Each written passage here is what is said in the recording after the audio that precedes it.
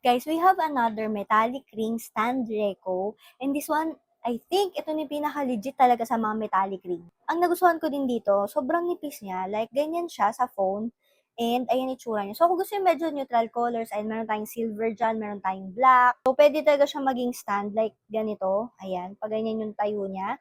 And then, pwede rin naman na pag ganito. Ayan. So, kung manonood kayo ng mga Netflix or kaya mag-ano kayo, YouTube, ganyan. So, madali lang talaga. Super stable niya kasi metal din siya. At ito pa yung nagustuhan ko dito, magnetic din yung part na ito. For example, magvi-video kayo sa gym, ganyan. Nadikit siya dyan na ganyan. Stable naman siya dyan. Hindi naman siya gumagalaw agad. Tingnan nyo, ganito naman siya pag dinikit nyo sa rep. Ang hirap niya iusod, as in, sobrang dikit niya talaga. Basta anything na metallic, pwede niyan dikitan. So, ilalagay niyo lang ito, tapos, pwede na kayo mag-content. So, lalagay ko siya dyan sa yellow bass. Medyo mabigat siya guys ha, kasi nga, metal siya. Tapos yan, no, ang hirap niya tanggalin talaga. So, lalagay ko siya dyan sa yellow basket if ever gusto niyo nito.